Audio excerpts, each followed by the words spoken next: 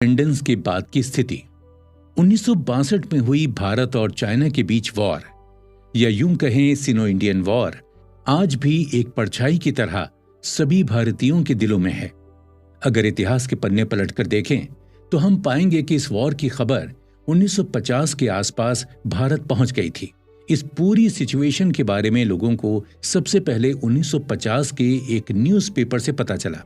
उस समय भारत के प्रधानमंत्री जवाहरलाल नेहरू, जिन्होंने अपनी पूरी जिंदगी में कई ऐसे भयानक दृश्य और वॉर देखे थे, जो उस न्यूज़पेपर की इस खबर से काफी नाखुश हुए। अगर इतिहास के पन्ने पलटकर देखें तो उस समय भारत पहले से ही लश्कर के हमलों से खुद को संभाल रहा था, जिन्हें पाकिस्तानी आर्मी का पूरा सपोर्ट हासिल था। उस नाजुक समय में नेहरू जी ने कई मौतें, बलात्कार और डिस्ट्रक्शंस अपनी आंखों से देखे। यही कारण रहा कि वो चाइना के साथ किसी तरह का वॉर नहीं चाहते थे। 1950 तक दुनिया की नजरें चीन पर टिकी थी, क्योंकि वो अंदर ही अंदर यूएस आर्मी से जंग की तैयारी कर रहा था।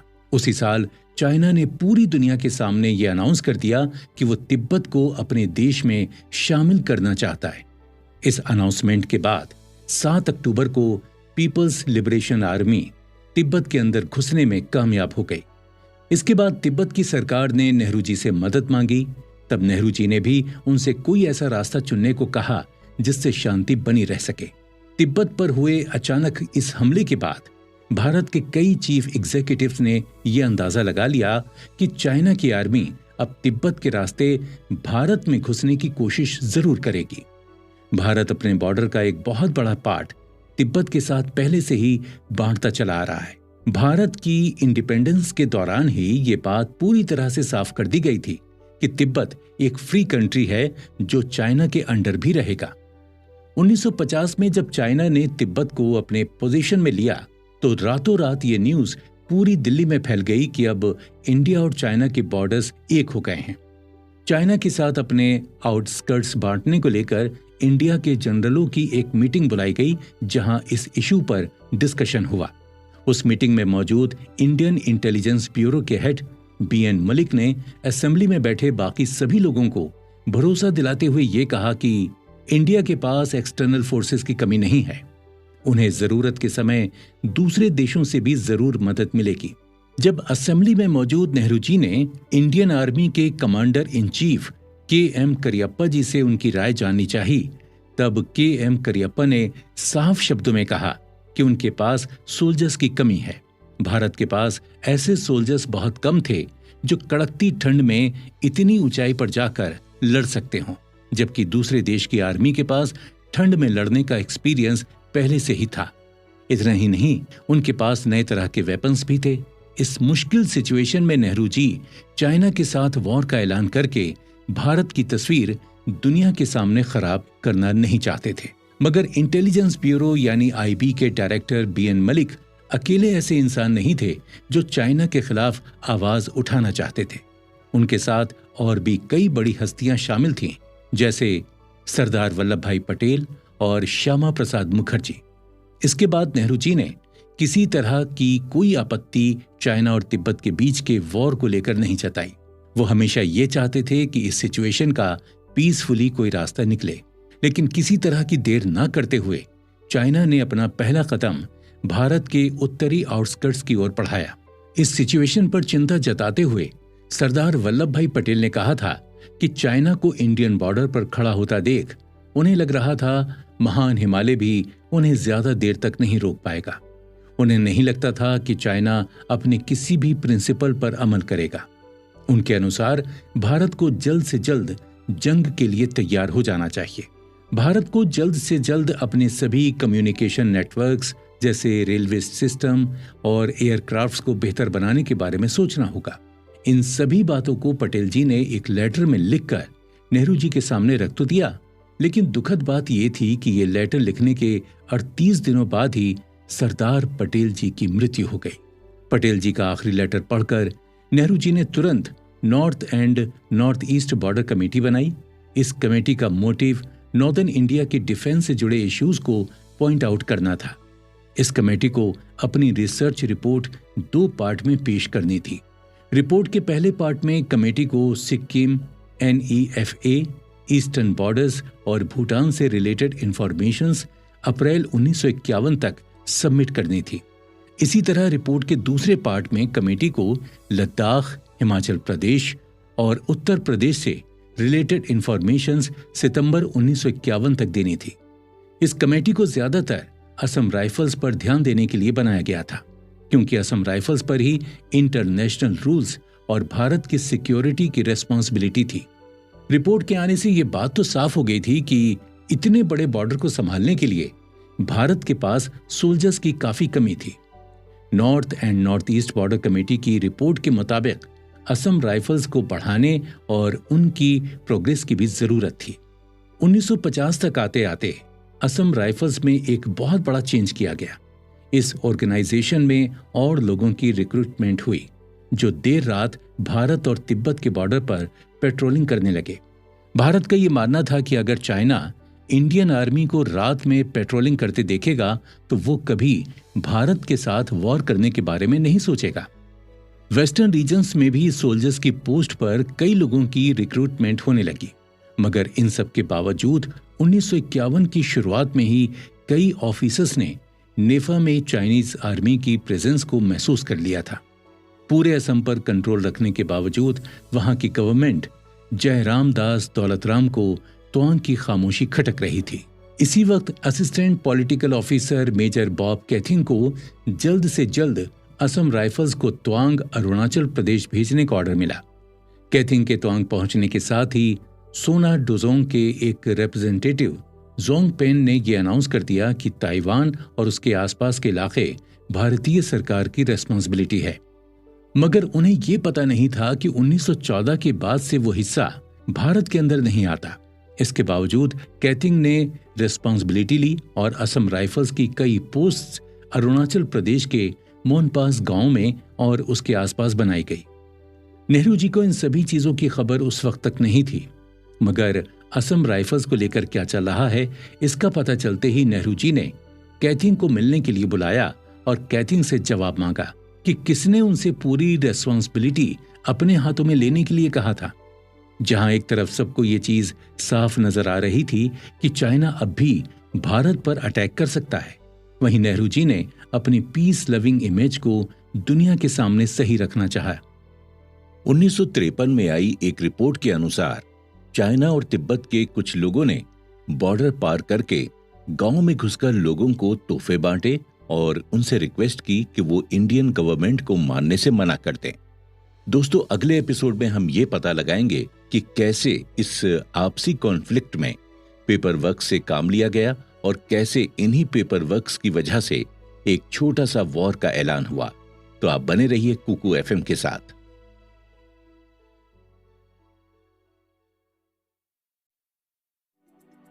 कलम की जंग। नेहरू जी भले ही इस सिचुएशन को अवॉइड कर रहे थे, लेकिन 1953 के अंत तक भारत में तिब्बत में चल रही एक्टिविटीज को लेकर खुले में बात होने लगी थी। उस समय भारत के एम्बेसडर पी नैत्यम राघवन से ये बात छूट गई कि चाइनीज गवर्नमेंट तिब्बत के साथ वॉर का मामला तो सुलझाना चाहती थी, लेकिन उनका सिनो इंडियन बॉर्डर, इसको लेकर प्लान कुछ अलग ही थे। इसी को लेकर 1953 में एक मीटिंग बुलाई गई जहां सेना की एक्टिविटीज पर डिस्कशन किया गया। इस कमेटी के अनुसार 1959 से 1961 के बीच चाइना भारत के अगेंस्ट कोई बड़ा कदम उठा सकता है। कमेटी ने यह फैसला लिया कि इंडियन आर्मी में और सोल्जर्स की ज्यादा जरूरत है जिन्हें इंडो तिब्बतियन बॉर्डर पर अपॉइंट किया जा सके। इन सब के बावजूद भी इस चीज को बहुत आसानी से टाल दिया गया कि इंडियन आर्मी को और ज्यादा सोल्जर्स की जरूरत है। नेहरू जी ने चाइना के प्रथम प्राइम मिनिस्टर चाउ एन लेई के साथ एक पीस प्रपोजल का अनाउंसमेंट किया, जिसके मुताबिक भारतीयों ने तिब्बत पर से अपने कई राइट्स खो दिए। जैसे अब वो बिजनेस करने के लिए तिब्बत के रास्ते का उपयोग नहीं कर सकते थे और लहासा में किसी तरह की फैसिलिटी के लिए भी उन्हें परमिशन लेनी जरूरी होती। ये पीस ट्रीटी 29 अप्रैल 1954 में साइन की गई थी।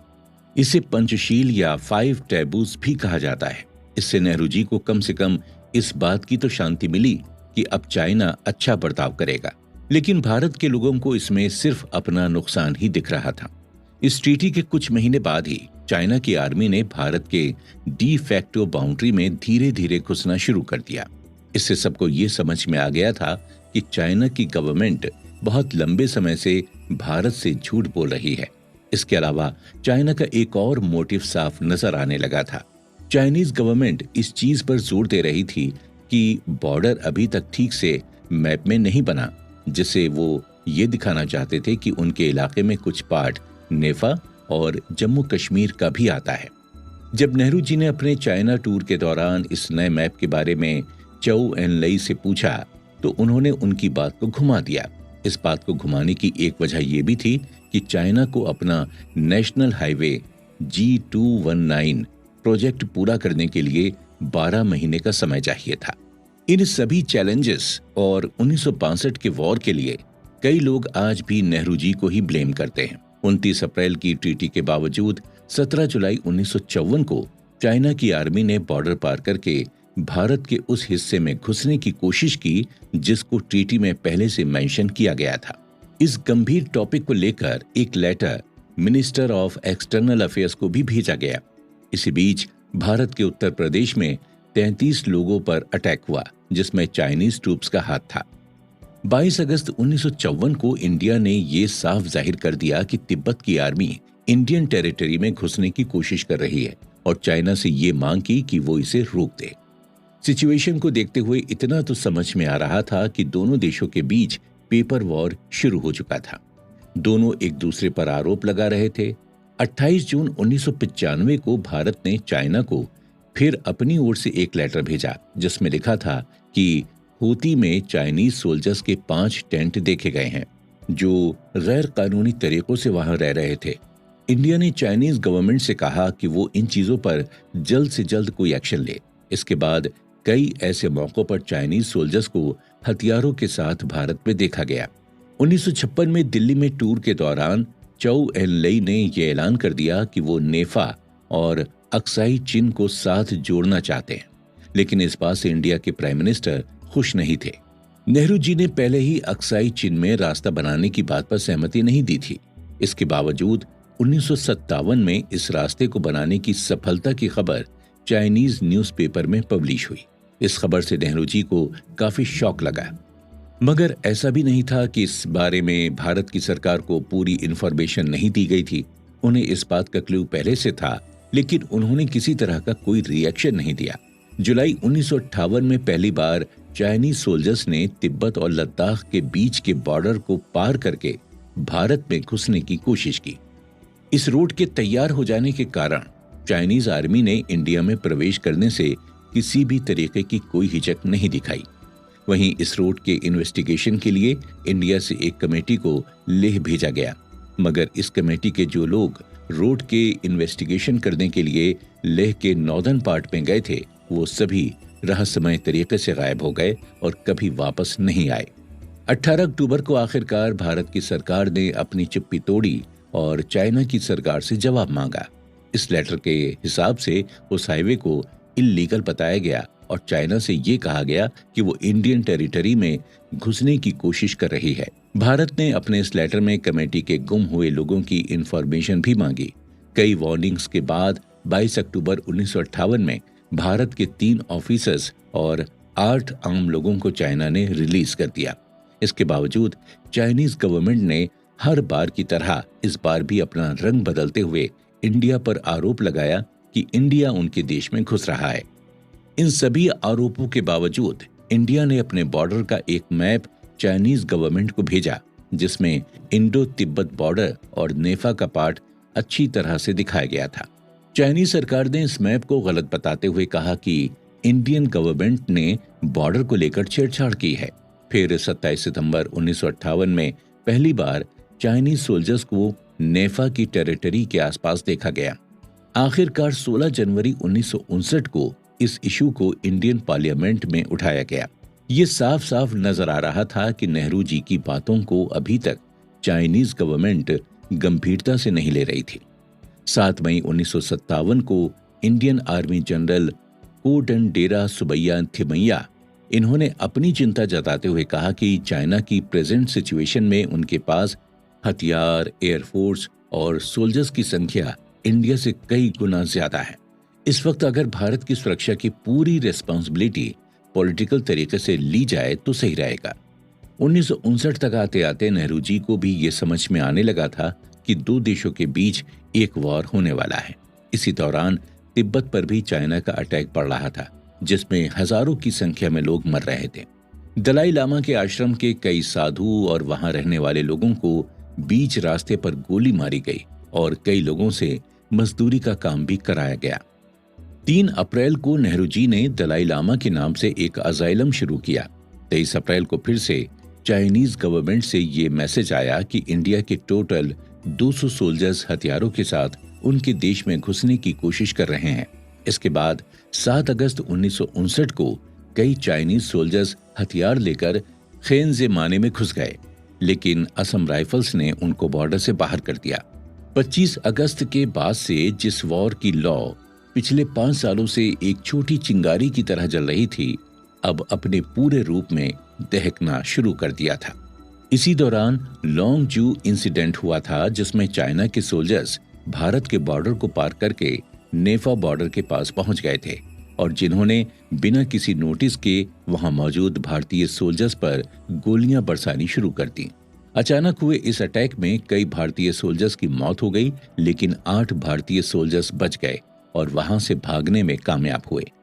इस पूरे इंसिडेंट की न्यूज अगले दिन जब अखबार में छपी तो चाइना के साथ अच्छे रिलेशन रखने की नाकाम कोशिशों के बाद अब नेहरू जी को पार्लियामेंट में जवाब देना ही पड़ा। दोस्तों, आने वाले एपिसोड्स में हम देखेंगे कि कैसे इस मुश्किल समय में भारत से आपसी रिलेशंस खराब होने लगे थे। ये सब जानने के लिए आइए चलते हैं कुकू एफएम के अगले एपिसोड की ओर।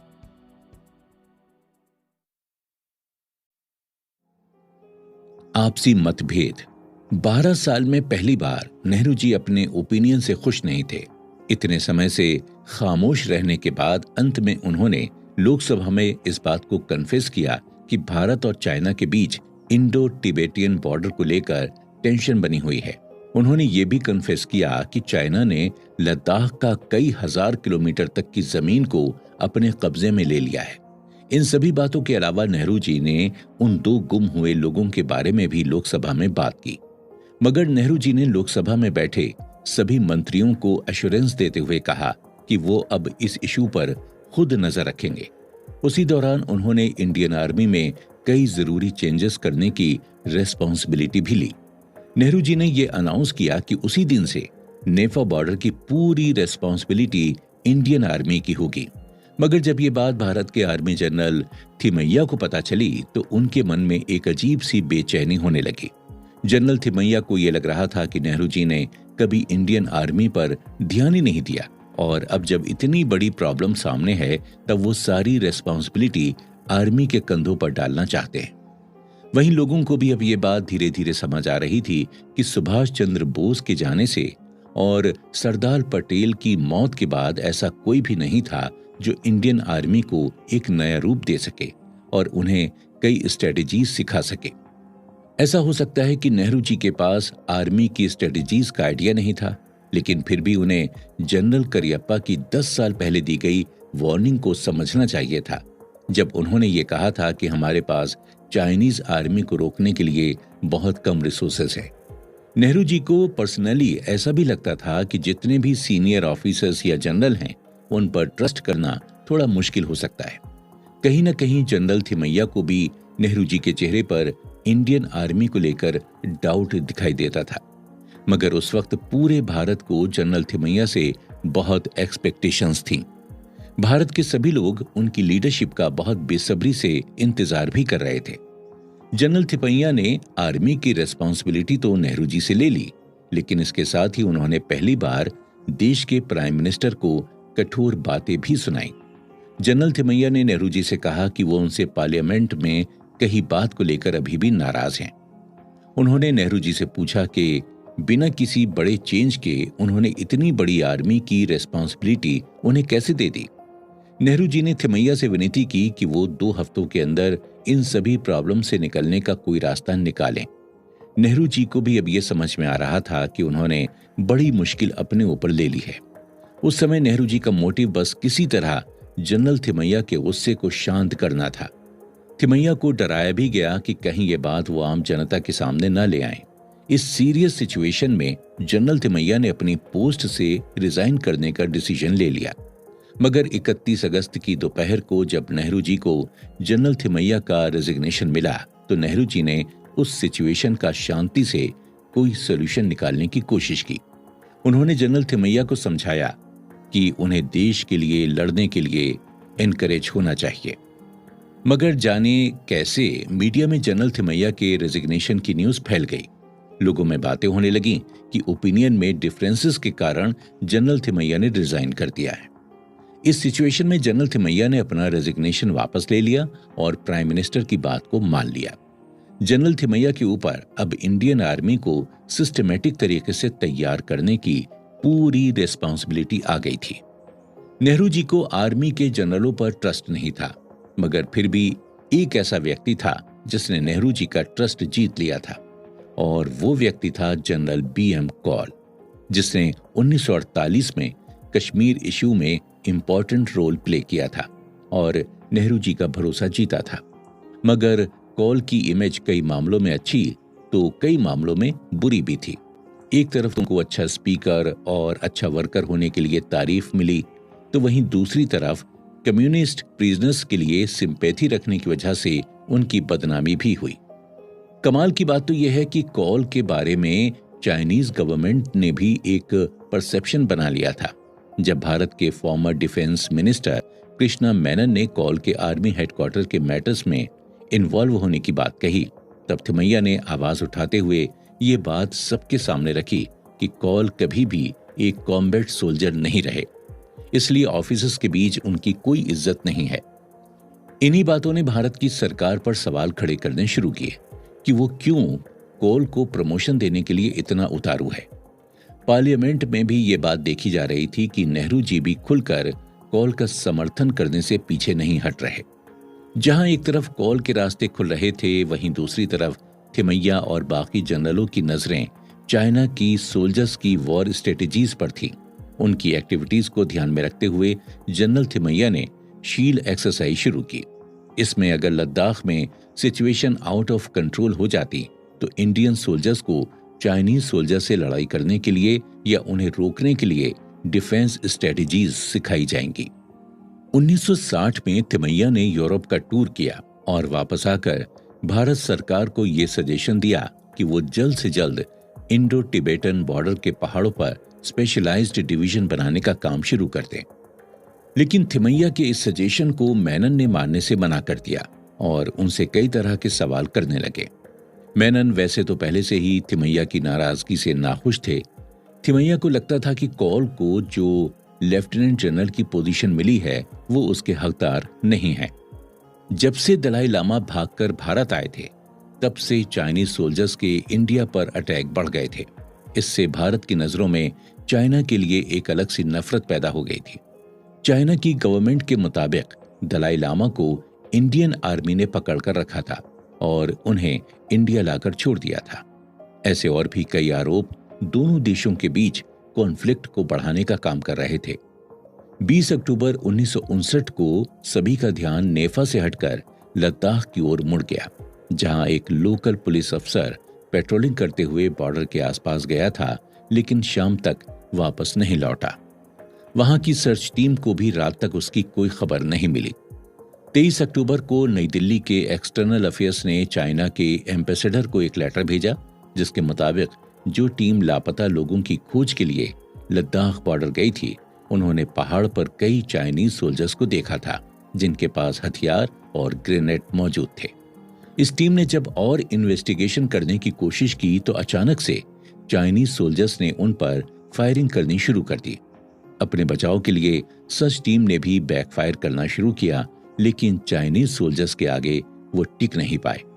एक रिपोर्ट के मुताबिक इस हादसे में 17 इंडियन सर्च टीम्स की लाशें मिली थीं, जिनमें से एक लाश उनके ऑफिसर इंचार्ज की भी थी और कई लोग बुरी तरह घायल भी हुए थे। इसी मौके का फायदा उठाते हुए चाइनीज गवर्नमेंट ने इंडियन गवर्नमेंट से 9 सोल्जर्स की बॉडी वापस करने के बदले में उनके 10 कैदियों की जमानत मांगी। लाशें मिलने के 3 दिन बाद इंडियन गवर्नमेंट ने एक प्रोटेस्ट नोट रिलीज किया, जिसके अनुसार उन्होंने ये बताया कि इंडिया के लोगों को चाइनीज गवर्नमेंट अपनी कस्टडी में लेकर उन्हें खराब हालत में रखती है और उनसे अपनी बात मनवाने के लिए उन्हें डराया जाता है। दोस्तों, अपने अगले एपिसोड में हम जानेंगे कि कैसे भारत के बॉर्डर को सिक्योर करने के लिए सरकार ने कई प्लान बनाए, कई ट्रिक्स निकाली। तो आप बने रहिए कुकू एफएम के साथ।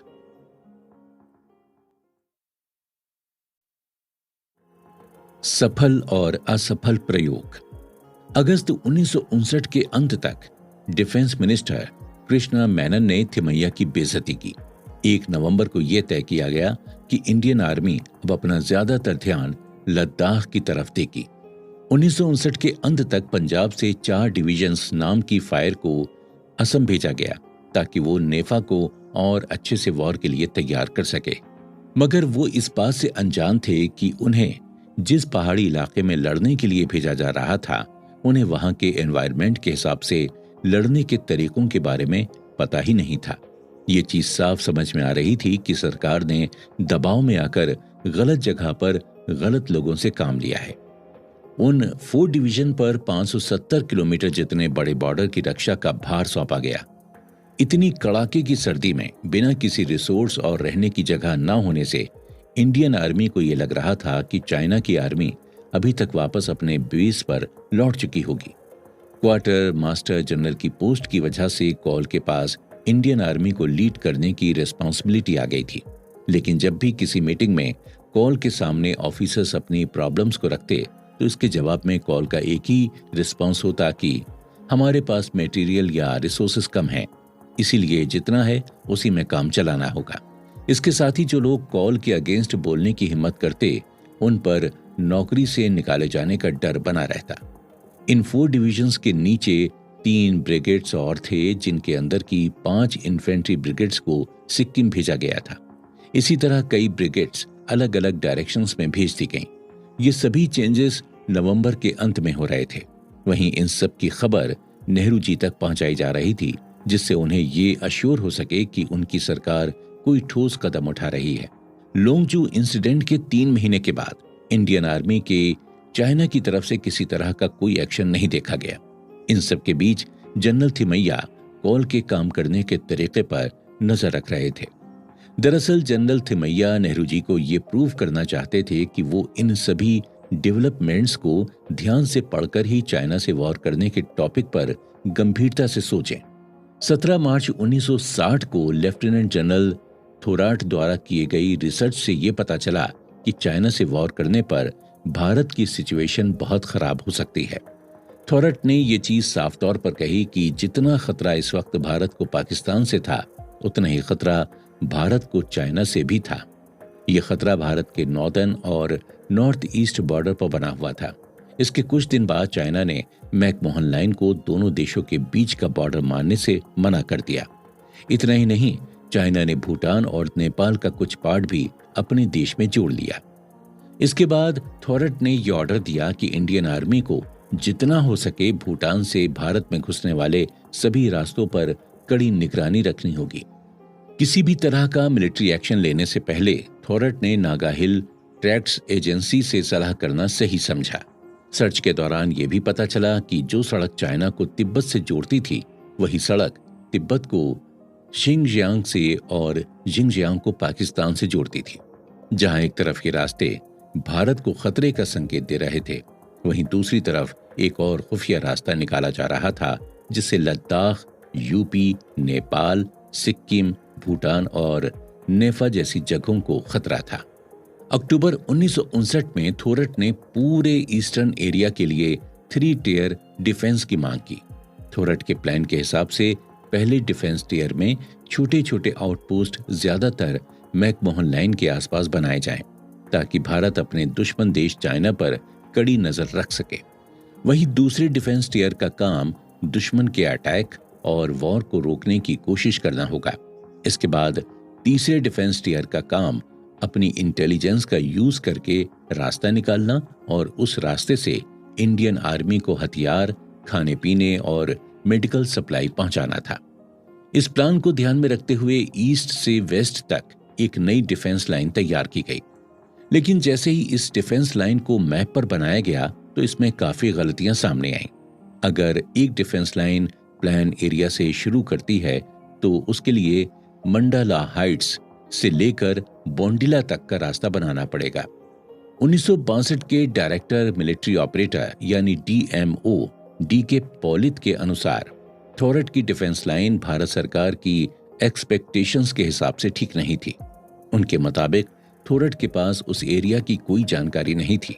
उन्होंने तो बस मैप देखकर उस एरिया को डिफेंस लाइन के लिए चूज किया था। इस 3 टियर डिफेंस प्लान में थोरट की सबसे बड़ी गलती थी तवांग को डिफेंस लाइन के अंदर लाना। 1959 में पॉलित को जब आर्मी हेडक्वार्टर से 4 डिविजन्स आने के बाद की रिपोर्ट मिली तो उस रिपोर्ट में यह साफ पता चल रहा था कि तवांग को अपनी पकड़ में रखने के लिए इंडिया के पास किसी भी तरह का कोई प्लान नहीं था। इन सब के बावजूद बमला से होते हुए जैंग और सीला तक एक ट्रैक साफ दिख रहा था जिससे दुश्मन आराम से बिना तवांग में घुसे आ जा सकता था। ऐसी ही कई और गलतियां थीं जिनसे यह साफ समझ में आ रहा था कि तवांग डिफेंस के लिए सही जगह नहीं है। इन सभी गलतियों के अलावा ब्रिगेड कमांडर ने पूरी तरह से अरुणाचल प्रदेश के सेला के फीचर्स को इग्नोर कर दिया, जिसे शायद सेकेंड लाइन ऑफ डिफेंस बनाना सही रहता। उस समय पॉलित को यह भी लग रहा था कि जमीन से 13,500 फीट ऊंचाई पर डिफेंस ब्रिगेड रखना समझदारी का काम नहीं होगा। लेकिन वक्त के साथ पॉलित को यह समझ में आने लगा था कि थोरट की दी हुई सभी इंफॉर्मेशंस बेकार नहीं थी। दलाई लामा के भागने की वजह से थोरट को डिफेंस लाइंस बनाने के लिए मैप की हेल्प लेनी ही पड़ी थी। दोस्तों, आने वाले एपिसोड्स में हम जानेंगे कि कैसे आर्मी की नई नई पॉलिसीज में गलतियां निकाली गईं। नेहरू जी ने अपनी ओर से हुई कुछ गलतियां मानी और कैसे चाइनीज आर्मी ने अपने कदम भारत में और अंदर तक बढ़ाए। तो ये सभी जानने के लिए आइए चलते हैं कुकू FM के आने वाले एपिसोड्स की ओर।